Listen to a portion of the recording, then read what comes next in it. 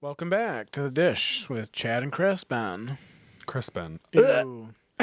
I'm Chaz. And I'm not Crispin. You are too. No, I'm not. You're Crispin. Which is funny that you mentioned Crispin because I told you this morning on the WALK with the DOGS, I had a nightmare that Jane Crispined our whole family. Yeah, that doesn't seem like her. It doesn't seem like her. Yeah. Is that more me or Megan? That's a more Megan thing, I think. You're so mean to Megan. I love Megan. I love Megan. Megan's a nice person. Megan. She has That's how she says her own name. She has a kind heart. She really does. Yeah. Almost to a fault. All right, enough. We're not here to talk about Megan. What are we here? No.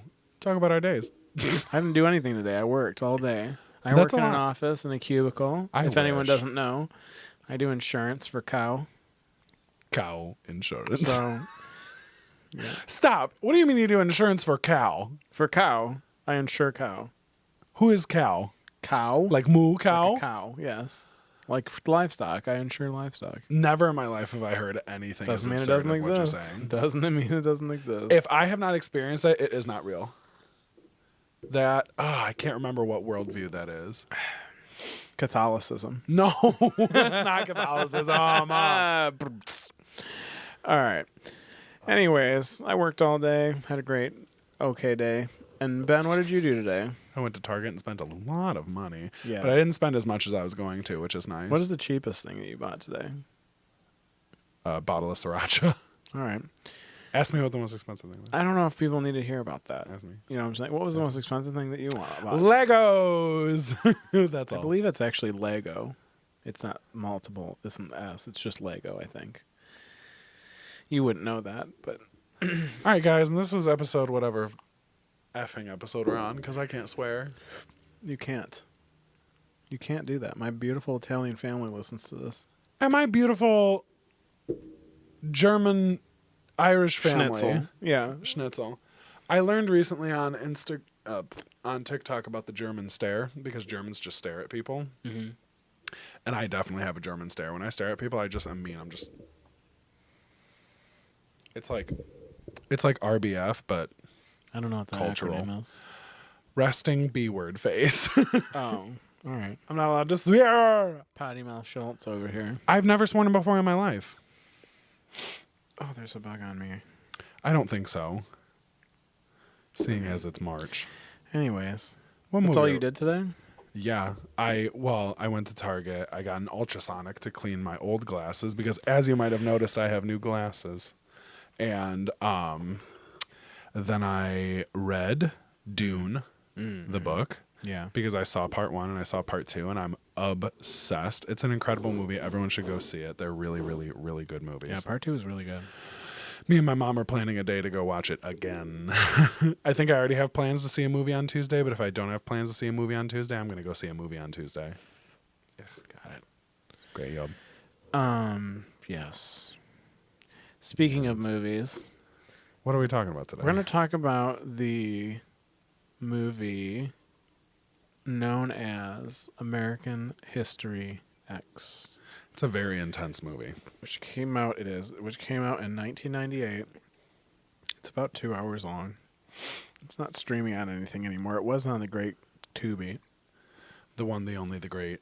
Jared Tubi. doesn't have Tubi. He told me. It's free, Jared. He's not a real fan.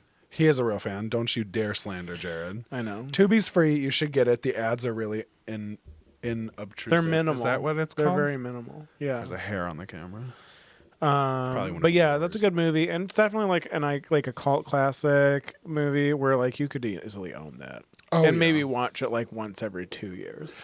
Yeah, I would say That's about how I do it. Yeah. I actually own that movie too. Do you remember the first time you watched it and what the situation was around it? I watched it in high school, and I watched it with my friend Kevin at the time. Okay. And I think I watched it. I might have probably watched it at my house because my house is more like the hangout house. Yeah. So I probably watched it at my house. I had a lot of mixed feelings about it, I think, at the time.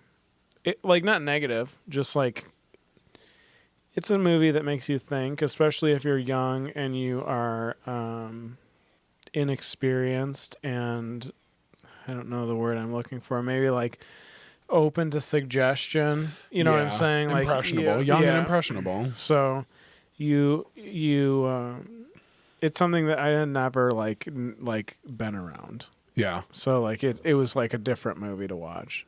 It's a downer. You know what I mean? Like so it's like Martyrs. Like you only want to watch Martyrs like once every like half decade. Yeah, I still have never seen that movie. It's tough. Yeah. Martyrs is great though. If anybody likes really gory horror movie, it's a good one. And the French one, not the American one, obviously. Is the American one worth it or no? It's Only worth the it. French. It's worth it. Yeah. It's just not like the French one is like deeply disturbing. Yeah. Beaucoup. Gladiator. That's an annual movie. That's once a year. Gladiator. Yeah. That's a Girl good. with the dragon tattoo.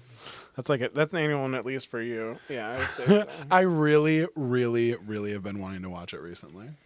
It's a good movie. It's a little rapey for me. I don't like that kind of stuff. Yeah, there's two in I'm it. just not about that kind of stuff. You know what I mean? Neither am I, just to be put on, just to say that on the record. It is your favorite movie. Not that scene. I'm just kidding. Jeez, I don't like. It's hard for me. That kind of stuff is hard. Like I can watch somebody get skinned alive in a movie, and it's like totally fine. But like that's really hard for me. I can get through it if I need to, but there are certain ones, like certain movies, that they have those scenes where I like cannot get through it. Oh, it got off. Good job. Yeah, it felt like it. Yeah. Case in point, Last House on the Left, extremely disturbing scene. Case in point, I Spit on Your Grave, the worst one in the world. Yeah. It's the worst. It feels like it never ends, and it's so disturbing. And the like she does get, it happens, and then like it's like, she like gets her revenge. The juice isn't worth the squeeze. Yeah. I'm sorry. Like I don't want to see it. I'm good. I would have a really hard time, which actually we talked about this in this thing. I would have a really hard time like being on set and like witnessing that. It would be really hard for me. Like I wouldn't want to like talk to anybody after that. You know what I'm saying? That is the like, hardest thing about, I think, a lot of movies is like, while this is acting, there are few actors that are so easily able to just like turn it on and off, where I think a lot of this stuff would really, really affect you. Yeah, or it could. If you're a good actor, it wouldn't feel like it's an act. Yeah, because that would be because you're actually going through like your job. Yeah, right. Anyways, okay, cool. So I digress. The synopsis of this movie: living a life marked by violence, neo-Nazi Derek, who is played by Edward Norton, finally goes to prison after killing 2 African Americans. Upon his release, Derek vows to change. He hopes to prevent his brother, Danny, who is played by Edward Furlong, who is a little child. He's John Connor in Terminator 2, if people don't know who he is. I feel like everyone knows who Edward Norton is. True. His name is Danny. He idolizes his brother, Derek, and he wants to follow in his footsteps. Yeah. So that's how that is. Anyways, hit you with some facts really quick before we open up this can of worms today. You just got schmutz all over you, My eh? hair is falling out. I'm getting bald. Okay. Edward Norton turned down Saving Private Ryan to do this film. Big mistake. But it's fine. I get it. Saving Private Ryan is definitely a lot more iconic of a movie than this movie. I feel like Edward Norton, I mean, I was going to say, I feel like he doesn't do a lot of like blockbusters, but he did Fight Club and he did Hulk, The Incredible Hulk. That was supposed to be a blockbuster. Yeah. Was it? Absolutely not. But I feel like he does like more artsy movies anyway. he's choosy.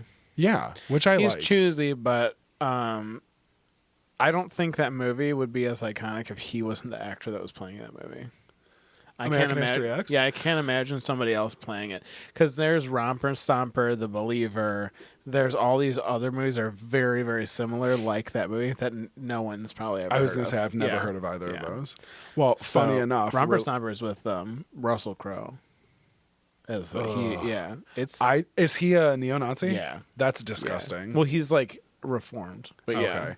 I just saw Les Mis for the first time ever. Yeah, and you saw I Russell Crowe was knocked down a couple pegs in my view of him because his singing was atrocious. Funny enough, you saying that. Do you want to take all of the fun facts, or do you want to split them up? Because I can split them up. Okay, I'll split them up. Do you know that Vin Diesel is in Saving Private Ryan? He's like 18 years old. Really? Yeah, he's in their platoon. He plays a voice on a phone in what movie? You've told me that. He plays the voice on the phone in The Fifth Element. Yeah. Yeah. Was he a thing at that time? No. He has always been more successful as a voice actor. Well, he's Groot. Yeah. Yeah, but dude, no, I wonder how much money. I want to see if I can find out how much money he's made from just being Groot. It's probably an absurd amount of money. Yeah. Saying the exact same word over and over, basically. Groot paid. How much did Vin Diesel get paid for Groot? I love the internet. Give me a whole number. I don't care how many times $37. I want that number. You're probably familiar with the rumor. What? It's false. You're probably familiar with the rumor that Vin Diesel was paid $54.5 million for voicing Groot. What was he paid? 72. For years, it was assumed Vin Diesel made roughly $13 million per appearance. I have no idea. That's fine. This is so dumb. I hate articles like this because you made me click on the article and I didn't learn anything, and now I hate your guts. The internet is full of misinformation. I hate the internet. This is an emotional roller coaster. As we're broadcasting on the internet.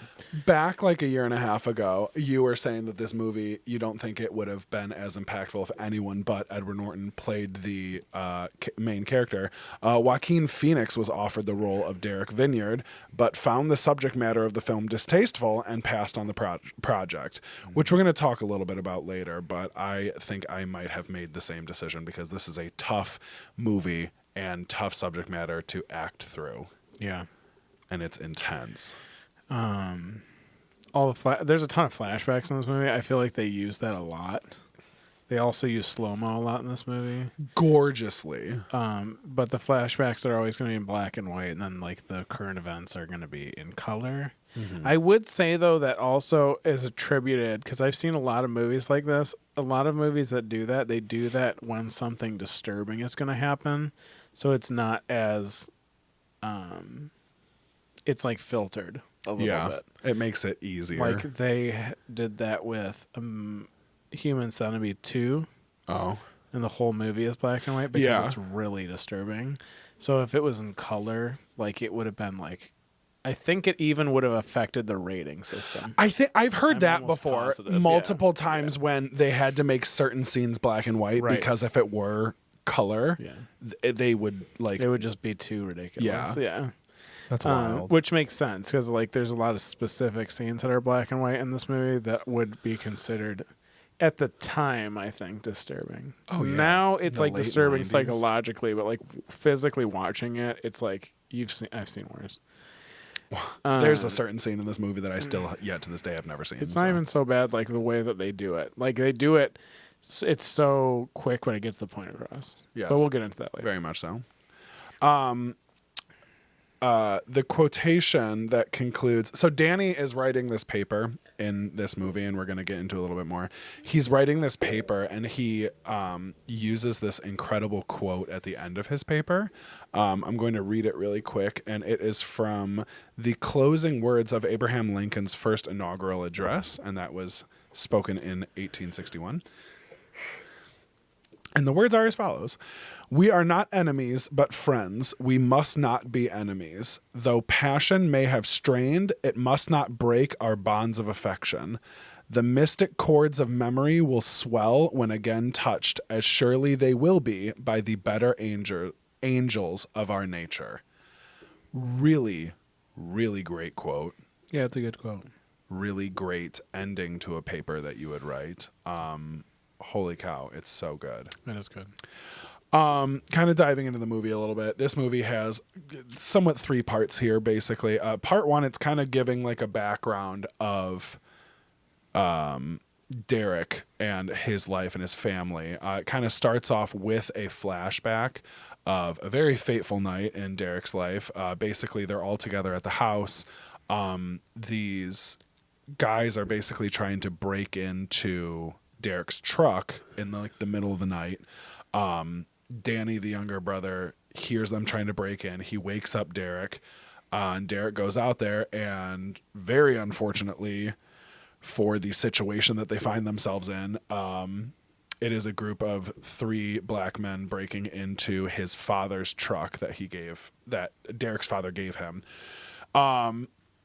Derek flies off the handle. He shoots 2 of them and kills them. And then the 3rd young man who's involved in this, Derek curb stomps him right as the police show up, after obviously hearing a bunch of gunshots. And it really just kind of kicks off the movie in a very uncomfortable way, and really kind of shows where Derek is at with his allegiance to the neo-Nazi ideals, and kind of how he sees himself protecting his family and everything. There's a shot where he basically does all of this violence, and he's like, okay, the cops are here. Like, I'm going to give up. I'm going to put my hands up and everything. And he's immediately put in handcuffs, and he's almost like surprised he's surprised that he is actually being arrested for something like this. He doesn't see himself doing anything wrong, which is wild. So this happens. He goes away to jail for a couple years. I think 3 years. Yeah. Which is wild because he gets some sort of manslaughter charge. I don't remember what it was. Yeah. Yeah. I feel like not enough time for what happened, but he goes away to jail, and Danny, the younger brother, is just living his life day to day, and basically he ends up writing. He writes a paper. He's in his English class, and the paper, you're supposed to write a paper about somebody who has influenced you, or somebody you look up to. And he writes his paper about Hitler, specifically Hitler's book Mein Kampf. And his English teacher is Jewish, and he obviously has a really hard time with that and wants to suspend or expel Danny because of this. But the principal ends up basically bringing Danny in. He's like, listen, you got to rewrite your paper, and you have to write it about your brother, your older brother. Write it about him, why you look up to him, everything about him. Everything that's led up to his imprisonment. Yeah. Yeah. Just how you've been impacted by Derek's life. Yeah. Danny does not want to do that, but he ends up doing it because I think he threatens him. Chance. Yeah, it's his last chance, then he's expelled. kicked out. Yeah. Yeah. So he accepts it, and he has to, and while he's going about his day, he's in the bathroom, and these kids are bullying another kid. It just so happens to be, I think it was 3 or 4 young African American teenagers. But they're in a gang. They're gang members. Okay. Yeah, they're gang members. Yeah. So it's these 3 kids bullying a white kid. So Danny, of course, already being indoctrinated into the neo-Nazism, kind of stands up for the white kid, involves himself, and really just pisses off these other kids that are attacking this child. Kind of puts himself into other people's business, which he may or may not should have done. But it just really kind of just sets up the stage. Danny goes home and starts writing this paper, and he's really trying to figure out how exactly he is going to write this about his brother, who is kind of estranged from him. He's recently back from jail, and a lot actually happens on the day that his brother gets released from prison. Yeah. So, yeah. And his brother is to me, I think his brother to him is almost like a myth, a legend. Derek doesn't allow his family to see him in prison for 3 years. So his brother never has any contact with him. So I think his brother almost glorifies him. Definitely. You know what I mean? So it's tricky because I think when he first is told to write the paper about his brother, you would think that he's going to write how great his brother is, because at the time, in this moment, he really looks up to his brother. Yeah. He's kind of really filling his brother's shoes while he's not in prison, right? He has he's been inducted into the white supremacist gang. He has visible white supremacist tattoos when he's in high school. which is so You know, intense. like, and that's the thing. It's like when he helps the kid in the bathroom, it's not like those gangbangers don't know that he's also in another gang. Yeah. You know what I'm saying? Like, he has visible gang tattoos, and these other kids are gang members because they're hanging out with a guy that basically encourages them to, like, be violent. You know what I'm saying? Like, Oh, yeah. And it's obviously the gang leader. You know what I'm saying? Yeah. Like, so, yeah, anyways. Well, so what would you say about, like, you know, obviously he's like young and impressionable, and that's like kind of a saying. Like, how much power do you think like impressions, like first impressions, have over young people? Like, I think it depends on the type of young person. I think that if you have to consider like the source. His brother is an outcast. His brother is depressed. He's got a very dysfunctional family, a dysfunctional home life. His father got murdered. His father is a firefighter that got murdered. So his father's like a hero, basically, that like saves people's lives, that gets gunned down for no real reason. You know what I'm saying? Yeah. Obviously not in therapy, not doing anything that, like, his family, I would personally say, is also like lower middle class. They probably couldn't afford to have him have help at that time either. In 1998, I mean, like, no, like, you just dealt with your problems. So, you know what I'm saying? So, like, that's just how it was. So, I mean, like, there's, like, a lot of things that, like, come into play here. That being said, I think that, like, somebody in that type of position, and honestly, too, like, and when you're in high school, like, you don't know who you are. Yeah. You know, like, I think nowadays, like, I'm not going to go on a crazy rant right now, but nowadays, I think the whole motif is like, I don't know who I am. Well, it's like, well, yeah, you're 16. Nobody knows who they are at 16. I don't know who I am, and I'm 33 years old. Yeah. You get what I'm saying? Because you would never know who you really are, because hopefully you're changing all the time. Yeah. Right? So, like, You you have can the get an ability to. idea of, like, things that you like, what you're good at, what you're not good at, what you look for in things, what you don't want in things, of course. But that's also going to change, whether you want it to or not. And, you know, I think that, you know, you're so sure, you know, I tell you this a lot, but you're so sure all the time.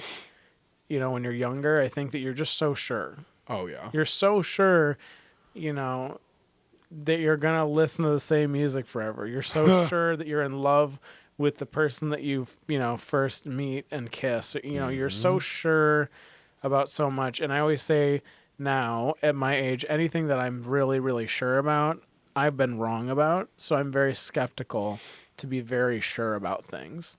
If I think personally on the other end of the spectrum, like, if I am really sure about something, that's almost an indicator to me that it's definitely not right. You know what I'm saying? Like, there's no way that it could not possibly be like that black and white. So concrete. Yeah. With just there's just too many variables in life, Oh, right? yeah. Like, and you're the biggest common denominator there. Like, you're the biggest variable. You are going to constantly change. Of course you would, unless you don't learn and educate yourself and, like, experience things. You know what I'm saying? So I think that, like, and Danny also, he's his only brother. You know, so, like, I looked up to my big brother quite a bit. You know, like, Anthony was always more, like, daring than I was. Yeah. So, like, I think that, like, you think that's cool. You think that it's exciting, and you, like, you get envious at, like, somebody like that, right? That's, like, so free in a sense. So, like, I think he would see that in his brother. His brother's got a gang. His brother has people that constantly validate his behavior and look up to him and right. like hold him on a pedestal. He has a huge responsibility, his brother. I mean, like, he's a leader of a huge gang. So like, it's a lot of responsibility. And I think that, like, he misinterprets that, as we all do a lot of times. He misinterprets that as, like, this is good. Yeah. And it's like, it's not necessarily good. It just is what it is, right? Yeah. Like just because it's accepted doesn't mean that it's good. Right. And I think too, like, you know, the other thing is with their everyone's father and husband dying in his family, you know, this movie kind of shows you quite well that like everybody grieves their own way. Yeah. Derek is grieving and he joins a gang. Yeah. His sister is, on the other hand, is like focusing on her education and is thriving. Like and complete yeah, opposite. his mom's kind of like, her health is deteriorating. She's smoking a lot. She's not taking care of her body. Like there's so many things that are happening, and they're all grieving so differently. So like that's another factor. Anyways, what about you? What do you think? I think a lot of that is very, very true. I think it's like, I think there's a lot of like when you're younger and you don't really know who you are and you are impressionable, you find somebody that you either look up to or a lot of other people look up to, and you're like, well, I just have to make myself exactly like them and then I will be like that. Sure. Like we're all psychopaths when we're younger, and it's just like, I don't know what I am supposed to do, so I'm going to find the most successful person, mirror them, and then I will be the most successful person. So I think a lot of that does come into play, and I think that is unfortunately what happens to Danny, because like, excuse me, like the minute Derek gets out of prison, Danny's like, oh yeah, I shave my head, it's all the way down to the skin, like I'm a real skinhead, and like, look, I just got this tattoo like yesterday or whatever, and it's like, you know, look how cool I am, validate me. I don't know why Siri's on, but turn Siri off. Like, look how cool I am, and look how much you should accept me. And Sure. like me more, because now I'm like you and you like yourself, so you have to like me. And like, I think that's definitely what like kind of happens. I think that is a lot of like a very real mindset nowadays and in the late 90s and pretty much any time. Like, I don't really know who I am. I'm surrounded by these people that act a certain way. I'm going to act like that because then I'm accepted, and then I'm like, that's right. Everyone is like that, so it's right. Sure. And like that's the when majority. you misinterpret them as being like more confident than you. Yeah. You know what I'm saying? But Yeah. they're not. They're just like, it's like the same as like anybody else. So you have to, not that I'm saying you should try this, but you know, when you're younger, you're just trying different things to see if you're into it. Yeah. Right? Like, of course, like you wouldn't know if you're into something yet. You just are trying to dip your feet in, basically. So like, he's kind of doing that, I think. Yeah.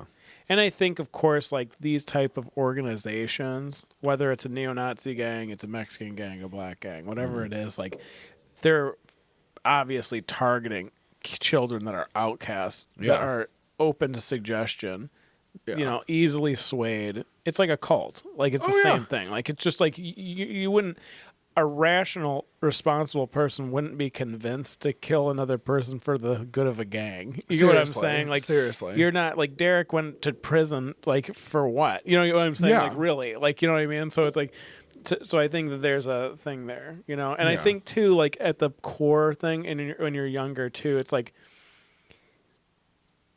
you just you don't want to be alone. Yeah.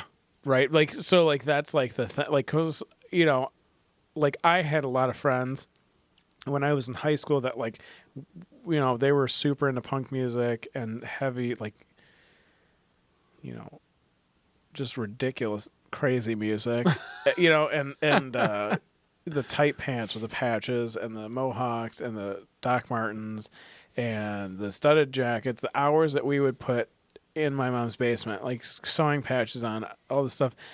And then over time, like in my 30s, it took all the way into my 30s, you know, I would hear a song that I used to listen to, and I'm like, I hate this song. Yeah. I hate this song. I never liked this song. And then you think about it, and then I'm like, I don't like any of these bands. I never did. I just wanted so badly not to be alone. I didn't want to not have friends. And they were accepted me, of course, right? Like, so like, so then you think to yourself, well, I can do this, because if I do this, then like, they'll want to hang out with me. Yeah, look right? at all like, these other people that made this choice. Right. I should go. They are so confident in like what they like, and I don't Yeah. know what I like, right? Which is more normal than the former. So I'm like, 14 years old and I have everything figured out, which unfortunately you is don't, the right? attitude. Yeah. So I think that's why, like, you know, any kind of thing like this, they always target younger people because of that specific fact. Every single person is just trying to make it. They're just trying to like have friends and not be that kid in the cafeteria that's sitting alone. You get what I'm saying? Like, you want to have at least 3 to 4 people that are just like, you know, your people, you know? So I think that, like, to me, I think Danny can kind of get the benefit of the doubt. Yeah. in that sense. You know what I'm saying? Like, I'm Yeah. not saying it's right. I'm saying, like, we've all done things that we're very sure of that are not right, that would never be right. But at the time, if somebody told you were wrong, you would, like, fight them over it. You know what I'm saying? So it's man, like, yeah. you know. It's funny that you say that, like, you didn't really like any of the music you listened to in high school and stuff. Because, like, I was thinking about that. I was like, well, did I really like the music I listened to in high school? And, like, I can pretty confidently say, like, I really enjoyed, like, what I was into when I was in high school. I think it really, you know, shaped that time of my life. I think I would have been a little bit more of a positive person if I wasn't listening to the music I was listening to in high school, if I was listening to something different. And like, I have a hard time listening to some of the music I used to listen to that I used to blast and like loved. Now I'm just like, this is just too much, man. Like, why do we got, it's just jarring. Yeah. And that's what being 30 is like, I guess. But yeah, it's just like, this is a lot. And I had to like check myself almost on that here. Yeah. I think you gotta, and it's like in the moment, it's like impossible to like know that like you're being disingenuous. Yeah. You know what I'm saying? It's just not. Well, because everything is so black and white. Yeah. At that time. It's like, yep, it like everything, like I do have it figured out. This is good. I'm good.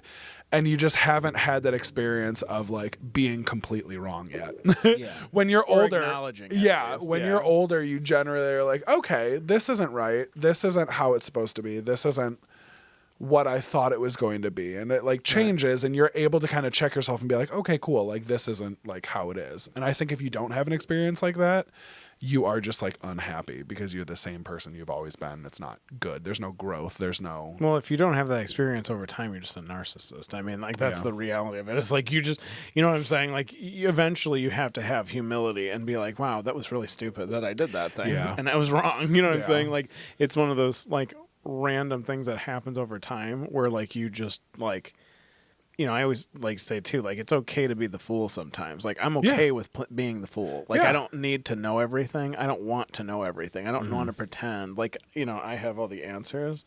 I think that like it's just but when you're a kid, like you want all the answers. So you want, you know what I mean? So it's like, anyways, So Derek kills this guy pretty poorly, right?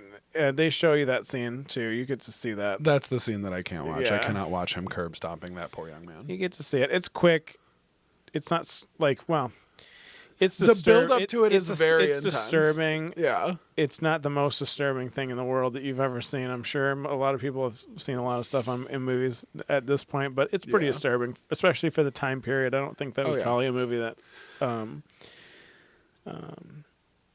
exposed you to something like that before, so that was probably another thing, right? So he goes to jail, of course, like that's just how it is. Derek is also like, because of, you know, just like any other gang, he's like got like, he's part of a chapter of the gang, so he's like pretty well known, and like the leader of that gang is like, I blew it to you. I blew it away. Yeah, he's really well known nationally. Yeah. So when Derek goes to prison, he's like, you know, kind of like, don't worry kind of thing. We're going to hook you up with the gang there and you'll be safe. You know, you got to join a gang, basically, if you want to be protected in prison, right? So he, of course, gravitates to, he's got a huge swastika on his chest. I mean, like, it's so apparent, like, what he rolls with. You know what I'm saying? Very, like, it's not left a lot to the imagination. And he has absolutely no, like, shame in broadcasting that in any way. So that is something about this movie. Anytime something pops off, Edward Norton just takes his shirt off, and it's like, okay, we get it. You're a Nazi. God. I think he relies on that, like the shock factor, and they're like, it's like intimidating. Yeah. Oh my gosh, it is intimidating because, like, if you think, like, to me, the way that I think is like, if you're that confident in it, like, you're probably a bad motherfucker. Like, you know what I'm saying? Like, you're but you're just like, you're that guy. You're the guy that, like, I don't want to be around that. Like, I'm you know gonna what start I'm saying? popping like, my shirt off every time stuff gets crazy. You know, you're too reckless, right? Like, so, so anyways, he goes to jail. He joins a gang. He does pretty well for the gang at first, but he's like really a traditional neo-Nazi. Like, he has absolutely no interest. You know, in prison, you have to be diplomatic. Yeah, and so like, you're not just dealing. You're dealing with so many different people, right? Like, you're dealing to the Mexicans, and you're dealing to the black gangs, and you're dealing to like the people that can get you cigarettes and different types of food. Like it's a whole melting pot of people, and like there are gangs, but like you kind of have to choose your battles, right? Like and you have to utilize your resources, which are each other, of course, right? Like, because you don't have money in prison typically, you tend to have to trade. So Derek kind of sees that like his gang is doing that a lot. So they're like, mostly it feels like they're dealing with like Hispanic gangs. Yeah. Mostly. Like they'll get drugs from them, and then they'll sell the drugs like throughout like the prison, or they'll get like, you know, like I said, like cigarettes or whatever it is that they want, but they'll get it from somebody that is not white, basically, like no matter what. And Derek hates that, okay, like because he's still an angry, depressed neo-Nazi guy. Very troubled individual. Yeah. As that happens, I would say that over time, Derek develops a resentment toward them that he physically shows them. Yeah. So like he thinks they're not defiant toward them. Yeah, he thinks they're not like white supremacist enough. Right. And let me be clear too, like he's not the leader of this gang. No, he's just a part of the gang. Yeah, like he's not a leader of this gang. He's under their protective wing. Yeah. That's what I would say. They don't like that, that disrespect. So they attack him in the shower. I'll leave it at that. They attack him in the shower. It's disturbing. Very. And then and he becomes more defiant after that, actually. Yeah. He sticks to his guns, right. And he's like this. Yeah. But he meets a friend. He meets a man because he in prison has a job, and his job is like a launderer. Yeah. So he does like the laundry for everyone, and he has a partner that he consistently works with that happens to be black. Yeah. So at first he's like doesn't want to talk to this guy, and is like a macho skinhead guy, and then like over time Lamont, his name is right. Yeah, I think. Yeah, Lamont. Yep. Lamont kind of makes. He's a funny guy. You know what I mean? So like he's kind of giving him a hard time, and then eventually they kind of find common ground. Let's say. Lamont respects, I think, Derek a little bit more over time, and Derek respects Lamont. So, definitely. But when Derek separates himself from the gang, I think everyone in the prison system understands that he's doing that. So Lamont, it's implied that Lamont kind of lets his dudes protect Derek from further assault. Yeah, he goes to bat for him for sure. Yeah. So, anyways, he gets released from prison, and he goes right home, obviously, to find like his brother is like definitely walking in his footsteps, filling his shoes. He's also in the gang, and he's pissed about it. He immediately is just like, because he realizes this is all like crap. Yeah, none of this is really, like this is ridiculous. It's just childish stuff, right? Like this is just too crazy. So he confronts the leader of the gang at a party, and it goes pretty sour. And he gets called out of the party because he ends up like attacking the leader of the gang, because the leader of the gang basically just tells him like tough crap. I'm gonna take your brother, and like he's gonna be part of this gang, and that's just how it is. Like you can't tell him what to do. Like he'll come to me, basically is what he says. Actually, I think almost verbatim. So, it's a pretty gnarly, situation that Derek finds himself in. He eventually gets out of the party. People pull guns on him. He disarms the guy. Like it's a whole thing, right? Like it's a lot. Yeah. You can't, and that is the tough thing about this. You get so deep into it that you can't just be like, actually, never mind. Right. His brother gets a little bit upset. He's embarrassed that Derek kind of did that at the party, and then Derek kind of explains to him, like, in prison, I just kind of realized this is kind of a crock. Yeah. And they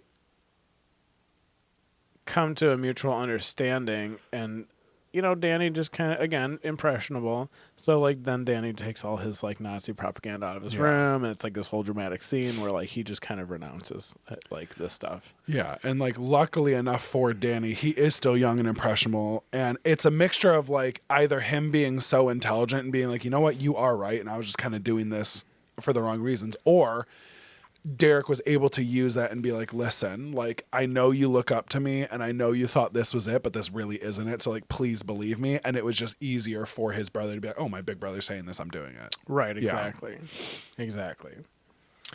And like I said, like Derek is, well, they're all grieving. So like his mom is having a rough time. Everyone is having a rough time. Yeah. And that's the thing that's tricky, and this is what kind of like leads into the next question really, is like, you know, Derek's mom is, because they're all pretty young when his dad gets murdered. Yeah. Derek is like probably 18. It looks like in the movie. Yeah. I would say. So he's still pretty young, like definitely impressionable. And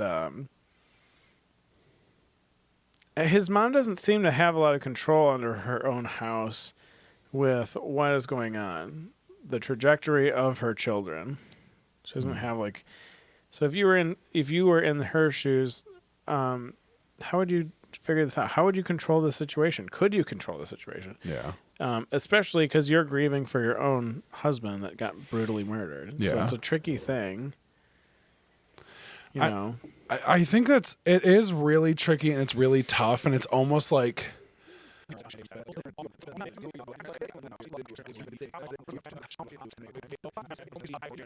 again, it's just tough. So you think that she should step up, basically? I think she should. Yeah, I kind of got off on a tangent. That there. was not. Yeah, I don't know where that. I don't was know going, where but it came from. That's okay. No, I think she should step up and say, "Listen, like we can't be like this. We can't let this horrible thing impact us this way, and we can't cause more chaos and sorrow for ourselves. Sure. We need to try to find how to get out of this." I just want to cut that whole nonsense that I just went through out of this podcast. I don't know where I was You going. rambled like I don't even know where you were going with that. I don't know either. That's okay. You do whatever you want to do. I'm going to try to cut it out. Oh my god, that's hilarious. It made no sense. I don't even remember what I said. Something about police. You just blacked out. I did. Yeah, I kind of agree with that. I think it would be hard to do that. I think it'd almost be like she can have her grief, but then she's going to have to almost be like, look, I'm grieving too, so we have to do this together. Yeah. We're going to have to like, and I think too, like, you know, from what I've noticed is like when you lose a parent and like a good parent, yeah, they have to step up. They have to kind of be like, no, life is still the same. We still have to do our routines. Yeah. I still got to get you to school. I still have to get dinner on the table. Like, yes, it sucks that this happened, but like, you know, life goes on. Life and has like, to keep going we on, have yeah. to just be, you know, we have to pull it together a little Yeah. bit. You know, so I think it would be really hard. And it would be really hard for specifically, I think, for Derek because he's like 18. Oh, yeah. So he will make his own decisions, and there's nothing that you can do about that. You can try to like empathize and try to like talk to him and level with him, but he's an adult. Yeah. So like, you know, he's a young adult, but he's an adult. So that's a tricky situation. Follow-up question to that is that, you know,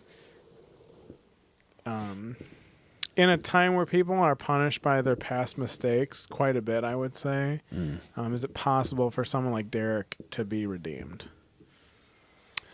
My personal opinion, yes, absolutely. You are allowed to change your mind. You're allowed to change your heart. You're allowed to feel differently about things. And I think, like you said, very much nowadays, like you make one mistake and you're canceled or you're written off as like, oh, that one mistake is everything that you are and you're out, which I think is ridiculous. Recently, I found this tattooer on TikTok. I mentioned this to you when we were coming up with these questions. I ran across this tattooer on TikTok who like refuses to cover up like hate speech tattoos or like gang related tattoos. And he calls on other tattoo artists and like laser tattoo removal technicians to like not help these people. Right. It's like, nope, you got to live with it. You're not really remorseful. You're just having a hard time finding a job. Like you have to deal with this. And it's like, how else do you want like not retribution, but how else do you expect somebody to make amends? Right. Like, what are you supposed to do? Like, what are you doing by doing this? Well, he's virtue signaling. That's what he's doing. Well, just yeah, like it's most like, people are doing nowadays. well, it's just like, yeah, he's just trying to project a virtuous self-perception on himself. You know what I think is virtuous is helping somebody not be like that anymore. Yeah, I think the most virtuous thing you can be is compassionate. Yeah. You need to relax and realize that people make mistakes. And also, too, like, what would be the side effects of, like, not allowing someone to have the freedom to change their mind? Yeah. Well, Like, what did, like, for me, like, I had, like, this is minimal, but a good example. Like, when I was a kid, I had a White Ranger, Power Ranger suit that I would wear all the time. Yeah. Okay? If I wanted to be that, and they committed me to being that, Yeah, you are now the White I Power would literally Ranger. be in an insane asylum right now, Yeah. and I wouldn't be able to get a job. But I'm okay. I'm allowed to change my mind, right? Yeah. Like, you have to be able to change your mind. That's like Yeah. that's like the whole. That's so human to do. You can't not change your mind. Like, that would be insane. I think that you should always be allowed to change your mind Yeah. and not be chastised because, again, like, if you're going to criticize me for changing my mind, then you're a liar. There's no way Yeah. that you've never changed your mind. There's no way. So, like, yeah, and I think, too, like I said, I think that specific tattooer, I think he's just trying to project this false sense of virtue, Yeah.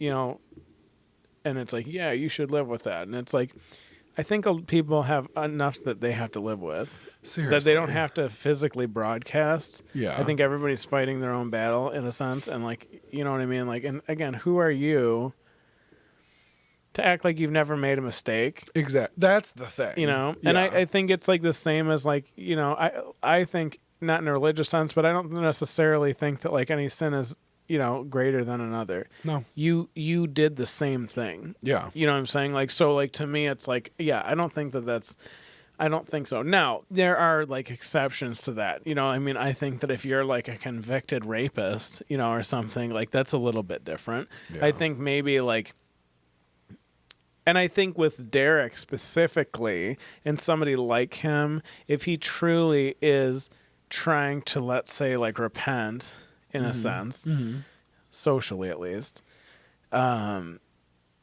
he can be an asset. He can go to other people that are having a hard time and be like, listen, like, I was, like, the leader of a gang. Yeah. And, like, this is crap. Yeah. You know, like, you can turn your life around. You can get another job. You can get that removed. You can get it covered up. You know, then you can, you know, because I'm assuming you might have impressionable siblings. Maybe you can help with them. Like, you know, I mean, like, you can kind of set your family onto a new path that's super beneficial to the actual whole community. You know, so it's like there's, like, and again, like, he wouldn't be that helpful. It's like counseling people with cancer if you've never had cancer.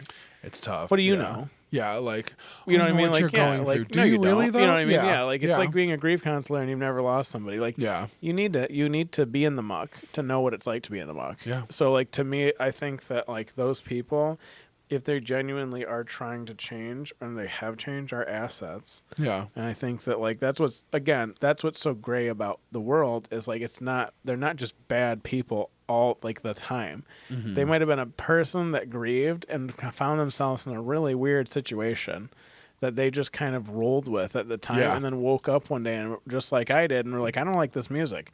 They're Yeah. like, how the heck did I get here? How did I get so like, you know what I far? mean? Like, Yeah. really? Like, Yeah. so like I said, you have to allow people to make their own mistakes, Yeah. realize their own mistakes, and to come out of the ashes, so to speak, and dust themselves off and figure it out. Like, this is how life is. Yeah. Life is a series. You know, one of my favorite quotes that I've ever read is, an expert is somebody that has made every conceivable mistake in one field. Yeah. That's what a human is. Mm-hmm. You have to make every conceivable mistake. That's what makes you an expert. Yeah. You have to know what it's like to mess up. So, like, to me, it's like, this is like one of those situations where, like, set aside your own disingenuine sense of, like, a virtue. You also messed up. You Yeah. also thought things that were probably really wrong, that nobody can convince you that were wrong, that you eventually grew out of, or you thought were, like, you know, holy crap, how did I possibly think that? That's Exactly. ridiculous, you know? But again, at the Yeah. time, in the right circumstance, it just felt right, you know what I mean? Or you did something to somebody or whatever it is, right? Mm-hmm. So I think that it's like people that are really unforgiving like that, one, I think they're typically inexperienced. I think that they're a little bit more immature. And I think that, like, they're probably unhappy with themselves, So, and I think that, like, a lot of times, like, people have a really hard time when you're trying to, like, better yourself and trying to be more self-aware. It's a very unpleasant experience. Mm-hmm. It's not like a happy thing, because then you, like, realize all the things that you've done, all the things you didn't do, all the things that you said, and all the things you didn't say. Yeah. Right? Like, so, like, it's very unpleasant. So, like, it's so to me, I think a lot of people, that's a very daunting thing. I think that, like, it would be really difficult. And I think somebody that's like Derek, that has, like, a lot of humility, that has, like, the sense to say, like, this is really wrong. Yeah. Like, I did this, I served my time, so to speak. I don't think he served enough time. Yeah. But he did serve some time, right? Like, okay, well, like, now what? Do you expect him to just kind of crawl in a corner and die because he got released from prison? Do you expect him to go back to the Nazi thing? Like, what do you expect him to do? Like, of course he's got to get a job. Of course he's got to support his family. Of course, like, if he's not going to go back to the gang, then he's going to try to redeem himself. Of course he is. He's doing everything he possibly can. He's trying to, like, recruit his brother to the light side, let's say, like the good side, and support his family. And he's working, with people to try to bring gangs down. Yeah. I mean, like, he's doing everything. I mean, he's doing more than most people would be doing, even if they didn't, join a gang to begin with. Yeah. So I think that, like I said, I think you have to understand that things are not black and white, right? And I think that things, like, with the tattooing thing, like, there could be a few people out there. There could be half of the people could say, I'm just getting this covered or whatever because I need to get a job. Yeah, so what? So what? Like, what does it have to do with you? Like, I'm sorry. Like, you know what I'm saying? Like, what makes you the person who gets to take their life and their future in like, your who hands? are you? Yeah. And, like, it's like, you should live with that. It's like, why don't we put a scarlet letter on them? Well, you know what I mean? Like, for Christ's sake. It's a little archaic, you know what I'm saying, don't you think? Like, you want to publicly humiliate someone? Like, okay, like, so I don't know. Anyways, moving on. Yeah. Well, basically, Derek's out of prison. Danny starts kind of listening to where he's at now, and they really kind of get to that point where they're like, okay, this isn't like the right thing. Danny gets home. It's like late at night, and he's like, well, I have to write this paper, like, for my class. I have to write it by tomorrow, else I'm getting expelled. So he ends up writing this paper, and he writes it, you are insane for just putting that lemon in your mouth. Oh, my goodness. I can't do it. I can't do it. Basically, he writes the paper. He writes it about Derek, and kind of throughout this movie, the monologue that Danny is giving is the paper that he writes about Derek, which is great. So he writes the paper. He gets a couple hours of sleep, and then they're going. Derek says he'll take Danny to school. He just wants to make sure he gets there safely. Derek is kind of feeling the weight of the outside world on him again, and he notices a car outside of the house. He's like really kind of like, oh, I might be in some deep, doo-doo, if you will. So he just wants to make sure Danny gets to school safely. He gets him there. Like, while they're going there, a police officer ends up coming up, and he's like, hey, like, you still have to help us, you have to, like, help us find all these gangs and, like, basically get these gangs taken down. And they're almost like using him now that he's out of prison. He's like, listen, I gotta, like, put my family first right now. It's just so much tension in this, like, third act where they're just all trying to make sure that, like, everyone's doing the best they can for themselves. And it's just, like, really kind of culminates. Derek finally gets Danny back to school. Danny walks into school, and before he goes to class, he uses the bathroom. While he's in the bathroom, he just turns around, and he is faced with those same kids that were, those gang members that were attacking that kid the day before. They're just kind of face to face, and it's like a standoff. And then out of nowhere, this kid pulls a gun on Danny and shoots him dead. Lights him up. Absolutely tears him apart. because that is what you do when you are confronted and disrespected in these certain situations, apparently. And it's very, very jarring. So quick. So violent, quick like, that a life is just completely destroyed. No words. And a family is destroyed. Words. Yeah. They right immediately. Yeah. And Derek finds out. He runs back to the school. He gets into the bathroom and is just completely devastated, completely torn apart. And he wasn't able to save his brother from this life. And unfortunately, he got there too late. He got there. He Danny started turning his life around, but still there was unfortunately consequences for his actions, and just absolutely tragic way to end this movie. And of course it's ended with the monologue of Danny finishing his paper with that Abraham Lincoln quote earlier. And it just shows, like, if all we are to each other are, antagonistic forces, and it's just us against them, like, that is not going to get us anywhere. We have to work together. We have to realize that we're all going through stuff. We're all going through this same life, and we all have to just work together in order to not pull us apart. And it's just so beautiful and tragic, an incredible ending to a movie.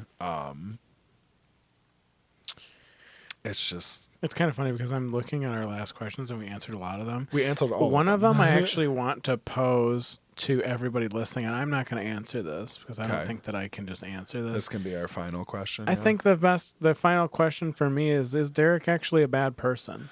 Yeah. When it's all said and done, not Derek the white supremacist, Derek. Yeah. Just Derek, the guy. Derek and his Derek the complexity. guy. Yeah. If you took a step back and you looked at Derek's life, you could say on one hand that he did some pretty effed up stuff. On the other hand, you could say that Derek lived the best story ever told. I mean, realistically. So, and that kind of is the follow-up question is, like, is it really black and white? Is Derek really a bad person? Well, that's the thing. He could be to you, and that's okay.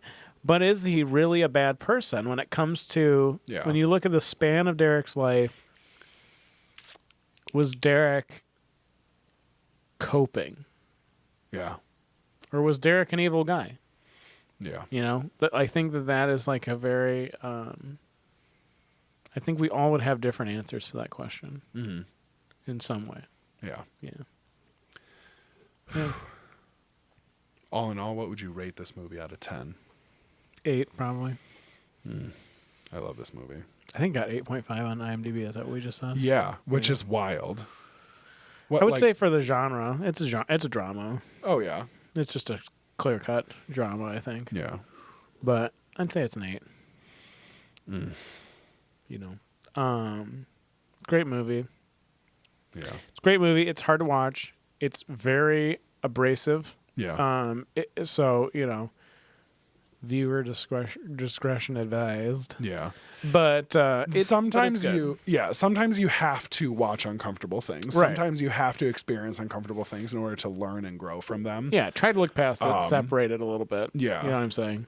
I, luckily enough, was never a white supremacist, and I never had to go through the things that they have to go through in this movie. But it is enlightening, and it is really... it's good to sometimes experience these things. Sure. And be like, you know what, this is absolutely wrong. And it's good to watch any kind of movie that makes you feel a certain disposition, right? Yeah. Like, of course, like you want to have a certain disposition, and I think that you want to be entertained, which means like you want to feel something. Definitely. Whether a horror movie scares you, or drama makes you cry, or comedy makes you laugh your butt off. You want to feel that, right? So, and I think it's kind of hard to achieve that, like, universally. Yeah. But this movie does it, I would say. Definitely. Because it's a heavy hitter. So, this is off topic. Are we announcing our movies now or not? I don't remember. I think we should. I think we should. It was a little split when we mentioned it on Instagram. I made a poll and said, like, do we want to know the movies beforehand, or do we want to be surprised? I I mean, this movie specifically is one that you really kind of want to know what's going on. And you don't want to ruin. We don't want to Yeah. ruin it every time. Yeah. We can do some that are secret, but we should do more that we tell. I think if we have any special guests, maybe we can keep that secret. Yeah, that'd be good. Yeah. But I think I like announcing the movies. I do too. Yeah. Yeah.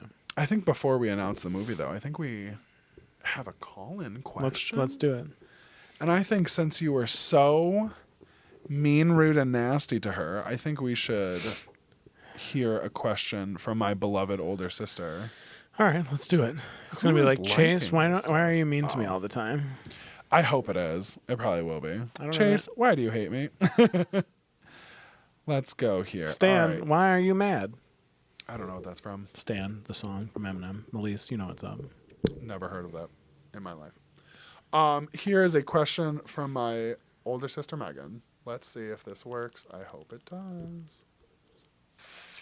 Hello, Chase and Ben. This is Meg, Oh my God. someone who's been talked about many times on the podcast, but this is my first time being on it myself. So, hi, happy to be here. Oh, Megan.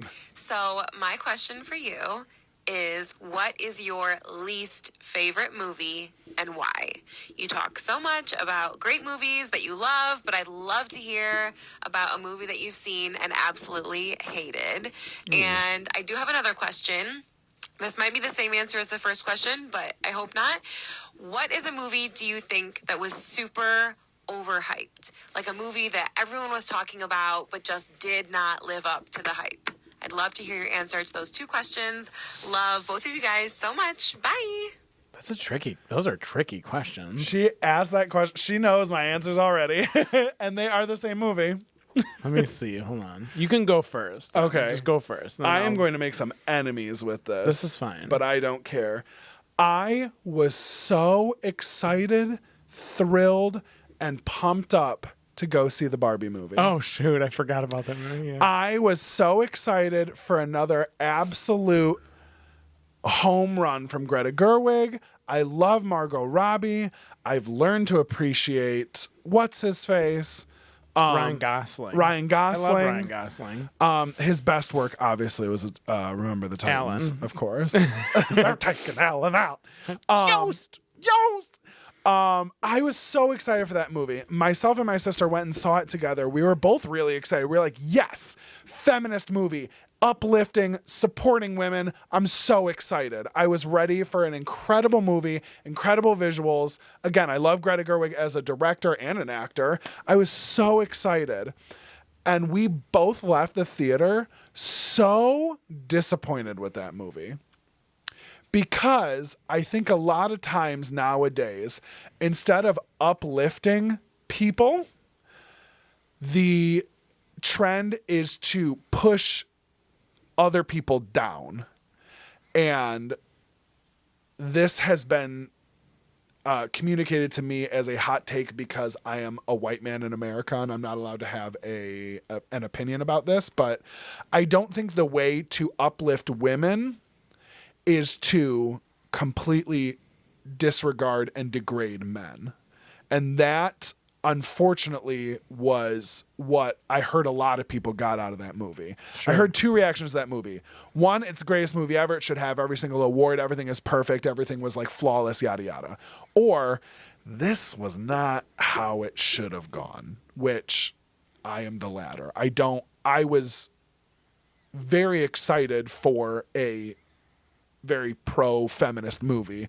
I think it needs to be said. I think there is a lot of sexism in the world and has been for a very long time.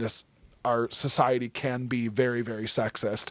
But I don't think the way to promote equality is to then completely disregard and destroy anything male. Like this, again, it's such a hot take and it's so stupid to just boil it down to this, but there was really just in the beginning, the nuance of it all was incredible. The first half of that movie when they're in Barbie Land, everything was great. It was so funny to kind of bring to light that for a lot of people, men are seen as you can do anything and everything is great, and women should just be like seen as like a trophy.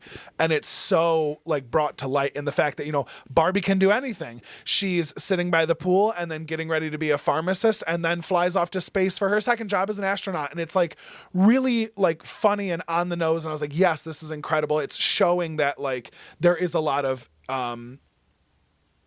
inequality, and it was just really, really great. And then when it just turned into the dojo, whatever nonsense, like when they go in the real world and Ken is like, oh, well, I'm going to be this big macho man now. It's like, you just like threw it all away by almost making it so satirical and so boiled down to absolute like baseless and just nonsense. And it was like, this could have been so much more than it was. And that is my very quick review of Barbie. I did not like it, and it bums me out. Another very awesome pro-feminist movie that Greta Gerwig made is Little Women, and I thought she did a great job. Which is based off of a book. But it was really brought to light on how there are these 4 or 5 sisters, and they're all very powerful women, and they're all going through their lives, and they all have different views on what it is to be a woman and what it is to be in this oftentimes chauvinistic society, and how you can better yourself and overcome that either by being a stay-at-home mom, a stay-at-home wife, someone who doesn't need to be married to anybody and wants to just like make a living for themselves, for herself, and be her own person. And that's very uplifting. Like, you are a woman and you should be proud of that. And however you are a woman is correct and is celebrated. And I think that was a much better way to do this instead of just tearing other people down. That's cool. Popped off again. That's my second rant of the episode. So what are your thoughts on that, Chase? This is a really difficult question for me. It is very tough. It's a great question. Yeah. But I have a really hard time with this. I would say the overrated movie to me, which is a hot ticket for me, is The Wolf of Wall Street. I think the movie's boring as hell. I really do. I can't remember a damn thing about that movie. It's so boring to me. Like, I have no interest in that. Yeah. I don't have any interest in that. I don't say it's not a bad movie. Who did that? Scorsese? I don't know. I don't care. Yeah, it was just like, to me, I just felt like the most boring people that I know love that movie. Literally, they're like, have you ever seen Wolf of Wall Street? It's amazing. It's like, okay, cool. Have you seen Godfather Part 2? Like, come on. You're so Italian. Like, really? Like, seriously, though. Like, come on. I just think that's a very overhyped movie. Yeah. I'm not saying it's a bad movie. I'm saying it's overhyped. Yeah. Least favorite movie is really hard. I don't watch me. a lot of bad movies. I don't. To be honest with you, when I thought of that question, the first thing I thought is, what movie have I seen that I didn't finish because I didn't like it that much? Every single movie you watch, and I can prove that by showing you my HBO Max receipts. No, that's not true. Those movies I've seen a million times. That's why I don't watch all of them. I go on HBO Max, and there's 17 movies that are about a quarter of the way through. Yeah, dude, I have a hard time deciding what I want Chase to is watch. watching So I have movies. to watch the first half hour, and then I decide if I You're actually like, want to watch it. I don't really feel like I'm that. not into this. I do that. I literally do this. I'll watch part of it, and then I'll look at Carlos on the couch. I'm like, this movie's ass right now. I'll literally say that, and then I'll just like, whatever. It's like, all right, next one, let's go. Yeah. That's so funny. I would say I'm gonna generalize this because I do feel this way. My least favorite movies of all time always are going to be movies that are remakes of movies that don't need to be remade. Yeah. I have such a hard time with that. Yeah. Aladdin didn't need to be remade. Did not. It was terrible. It was awful. You cannot be the genie if you're not Robin Williams. Yeah. You can't. It's not possible. That's stupid. Yeah. Dumbo, we're good. I don't know why we need to redo that movie. Yeah. Like, there are just Lion certain King, the all the thing, Disney movies. Are you kidding me? Yeah. Like, just because it's old, that's what really bothers me about people Yeah. nowadays. Like, just because it's old doesn't mean it doesn't hold up or it needs to be remade. Cabin Fever, they remade. We're good on that. That movie was great. They just remade The Color Purple. We just talked about that the other day. Yeah. How are you going to remake The Color Purple? That movie is fantastic. Yeah. It's the cast. Whoopi Goldberg, Oprah Winfrey's first movie ever that she was in. This is before she even lost weight. She looks like a totally different person. She looks like a totally different person. Before she lost all the She weight. didn't even have a show yet. She was like not even Oprah basically yet. Orpah. Yeah, that was back dude. when she was Orpah. It's like Danny Glover. Like, are you kidding me? Yeah. There's no no. Enough of this. Like, that's disrespectful. Yeah. You know what I'm saying? I don't think that like, and to me nowadays, just make your own damn movie. Yeah. Just be an original person. You can be inspired by these movies. That's what's so good about these movies. Yeah. Is like you can be inspired, you can be inspired by these movies, but like you don't need to remake these movies. Like it's just not. How many Willy Wonkas are there going to be? Seriously, like you know what I'm saying? Like, are you kidding me? Like I just feel like there's so many things where people are like, I can't relate to that because it's old. Sit down, get your phone and throw it in the other room and watch the movie and see if you'll actually understand. Like there's a lot of movies that you and I have watched that are really old that are really good. Like that M movie that we watched I was going to say one of good. the first movies that we did for this podcast. There's another movie that's called Marty that's like an older movie. I think it's on Max actually. It's a wonderful movie. Yeah. And it's all black and white. Like there's like I love my John Wayne westerns. You do? Great. You can't remake every movie. Classics are classic for a reason. No one cares about your take on this movie. Yeah. It already was done. Yeah. Like it's fine. Like I just really don't like that. I don't say that I hate it because that just seems a lot, but I just really don't like it. It just seems really overplayed. It feels like really like long-winded half the time. We already got this movie. Yeah. No one is going to want to watch this over the original if they're an actual like fan of like cinema and movies. Like it's just not possible. Like you have to understand that like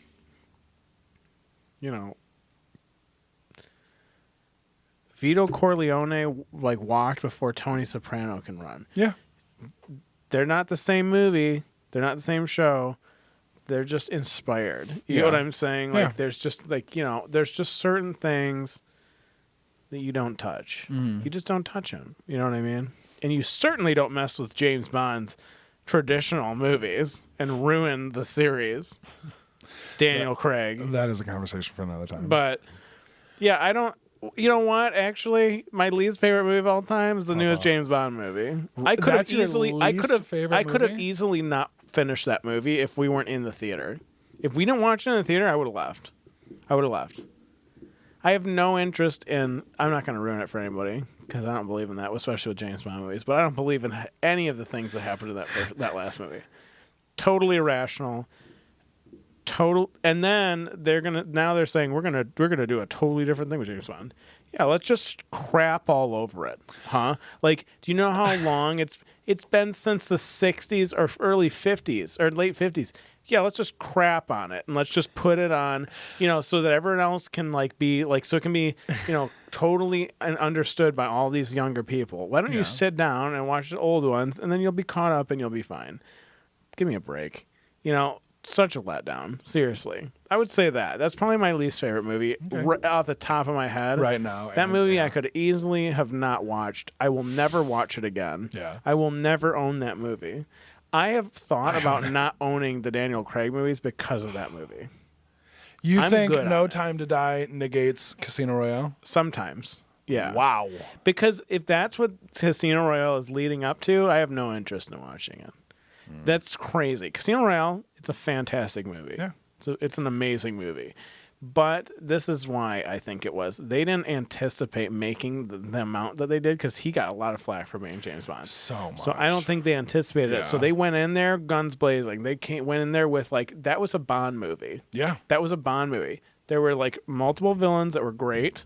Heavy hitter actors, Bond girl that he was kind of into, but he was whatever. And then he ends up being into her, and that kind of starts ruining it to me. But whatever. I was gonna say, he but wants there's to leave the service lot of because action, of her. gambling, and his drink that he makes. There's all these little Bond things. Yeah.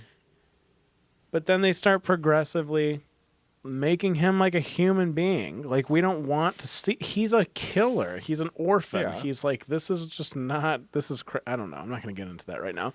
But it was the worst movie I've ever seen.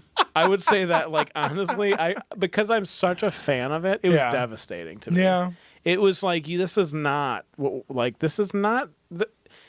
If you name that movie a different movie, it'd be a fine movie, but it wouldn't be a James Bond movie. Yeah. That's not what I would say. I'm a purist, dude. I've been watching those movies since I can talk. I will not. It was such a letdown. I did buy this really cool, speaking of which, so I did get this new James Bond poster original. Oh. I showed it to you. I collect posters, and You collect original. I collect original artwork, posters. Yeah. So I have this poster is from 1974. It's very rare. I had it. It was hunted down for me You have a guy. by Bob at Anamano Studios. Love that place. Gallery, Anamano Gallery. It's like an art gallery. If anybody lives in Grosse Pointe, I would highly, highly recommend Anamano. That's incredible. I have a couple pieces. He does great work. But yeah, and it's really cool because like there's like code on the bottom. We talked about this. There's code on the bottom. So if you know what you're looking at, like it'll tell you what year it came out. It'll tell you what number, like it'll tell you what number movie came out that year. Yeah. So like that poster, I believe that one is the 251st movie that came out that year in England. Yeah. Because it's a British movie. So like in England. So like it's pretty cool. I've always thought it'd be cool to have a movie, but I would have to be one that I was into. But it'd be really cool to have a movie I was into be the first movie that came out. That would be crazy. That would be a rare find. Oh, yeah. Yeah. But one day maybe. Yeah. I did put a deposit on another one though. I have this other James Bond poster that's like as tall as I am. It's the size of a king size mattress. Yeah. This thing is huge. Came out in 1969. The year we went to the moon. It came out in 1969, and this was the original poster that was hung on a marquee in France when the movie came out, which is pretty Which movie? cool. From Russia with Love. It's a beautiful poster. It is breathtaking. It's like it's painted. Yeah. It's like but anyways, so it's great questions, Megan. Great questions. Very man. good. Yeah, that made me think really hard. I could have a hard time with that. But Yeah. now so my brain was working, and then I got No Time to Die came right out. No problem. I have two responses to that, which are going to be brief because Go we ahead. need to wrap this up. But my first response is a movie that was totally fine with being redone was Dune. I have to say it again. The Dune remakes I would did say a that really was great fine. job. Yeah, that was totally fine. While I love the original Dune, It is great. the 1986 movie, I think it came out in 1986. Yeah, I've recently seen clips from the Children of Dune TV show that sure. were atrocious. I didn't even know that was a thing until you told me. Yeah. My thoughts, and this is not to negate your thoughts. I respect your opinions. I No, it's respect fine, your of course, emotions. yeah. I take your approach with James Bond as my approach with Star Wars. Sure. I grew up watching the original trilogy. Mm-hmm. I then was alive when the prequel trilogy came out. Yeah. I would say I'm closer to the prequel trilogy because those were the new movies that were coming out when I was a child. Yeah. And then the sequel trilogy came out. The first one came out. It was really good. It introduced a lot of new characters, kind of did a lot of really great callbacks. Second movie was really tough. The third movie was very, very, did not feel like a Star Wars movie at all. And I have come to the decision that I really do like the sequel trilogy that they made because it's bringing more people to Star Wars and it's bringing a wider audience to something that I love too. Sure. And I see that as not maybe necessary, but I see it as a positive. Sure. More people get to enjoy something that I also enjoy. Of course. And we get to all experience this together and have this new generation loving this thing that I also love.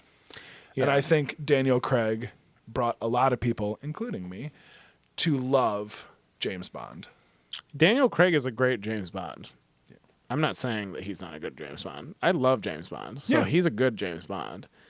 The person that made those movies, though, I don't necessarily like. A special circle of hell reserved for them. Yeah, there's hell, and then there's a place below hell. Oh my goodness.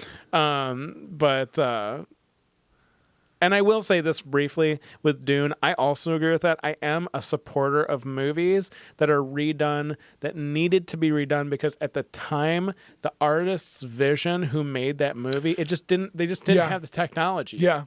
You know, Well, Evil Dead is like one of those things too. Sam Raimi still did that movie. He literally said in an interview, like, if I could have done it this way before, I would have. Fine, remake your own movie, 100%. Like totally. That's why I'm totally okay fine. with the Yeah, most like, recent Matrix movie. Which yeah, was I a could see that garbage too. movie, It was but it was garbage, from the but Wachowskis, it's your thing. and it Yeah, was like, what they wanted that's your for the movie. ending. It's okay, Fine. cool. That's your what you thing. wanted it to Yeah. be. I get that. So Yeah. like with Star Wars, I think it's almost similar, where it's like they need to keep progressing it, because like at the time, like I mean, yeah, it honestly, I think it held up, but I think so too, But yeah. again, like like this is a futuristic movie, so like Yeah. over time, like tech is getting crazy, like. It's gonna get really awesome. It's gonna be different. It has to be, right? Because like it should have been to begin with. It should have been this crazy to begin with. It just wasn't. It was probably crazy at the time, but like not For nowadays. sure. So like I get what you're saying in the sense of like, it'll bring more people in too, because it's more relatable. You know what I'm saying? But I always think it's interesting with James Bond movies, older ones, because the tech that he had that are gadgets are things that we just have now that we take for literally on your wrist right now. Yeah. So like it's just kind of funny, but I love that. Anyways. That's enough. What movie are we doing next? I don't know. Let me look it up.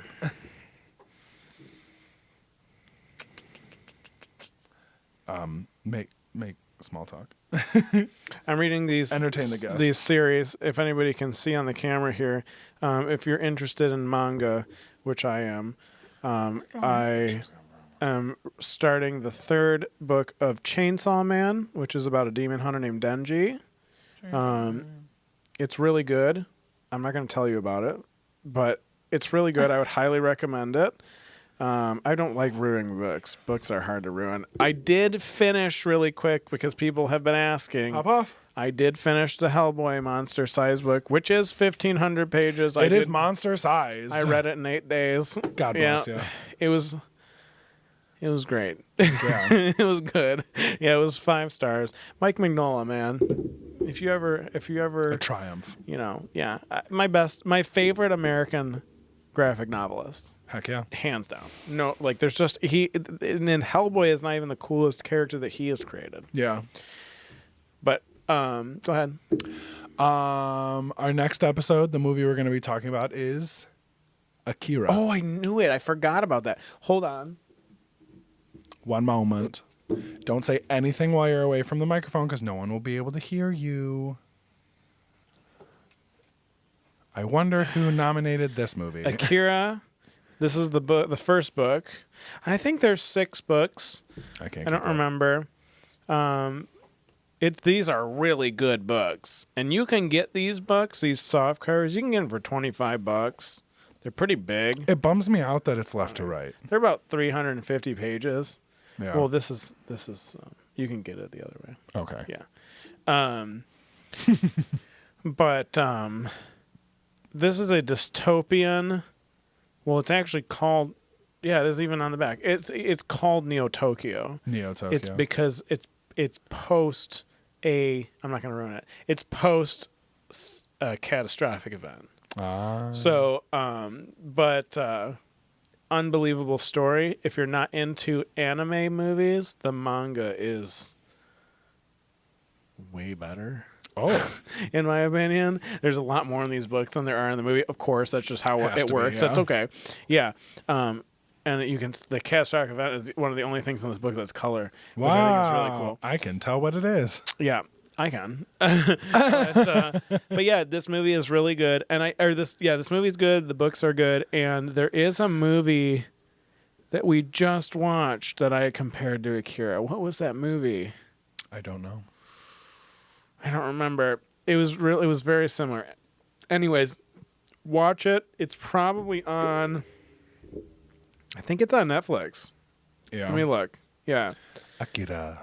I would highly recommend it. It is. You can get it. You can watch it dubbed if you're not into the whole subtitle thing. So it's on. So it's on Crunchyroll. Perfect. It's on Hulu as well, nice. and it's called on Funimation. Yeah, Funimation. All It's another anime streaming service. Okay, so Funimation, Crunchyroll, and Hulu. I thought Crunchyroll bought Funimation. It's 2 hours. It's kind of a longer movie, and that movie came out in 88. Yeah, it's great. It's unbelievably good. The art in it is fantastic. I'm so excited.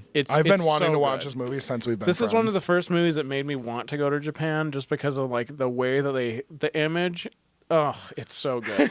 These books are great. These are great books, and it's a great movie. Highly recommend. 10 out of 10. I'm very excited to watch it. I'm really excited to come up with questions for it. Yeah. It's really good. yeah. Anyways, are we good? Did you? I'd say we're good. I've said all I wanted to say. Perfect. Thank you for listening. If you haven't watched American History X, watch it. Give it a watch, and definitely check out Akira, Akira.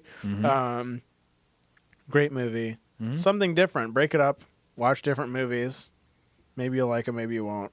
You know, but it's good to do. It's definitely good to do. All right. Well, thanks for listening, and we Catch will you on the flippity flip. flippity flop flip flop. Flip flops. It's almost flip flops. Aunt Sue, I love you to death. Aunt Sue, I hope I'm making you proud. She's the best. I love my Aunt Sue. All right. Oh, did that hurt your fingy? Yeah. Good night, everybody. Good morning. Good afternoon. Bye.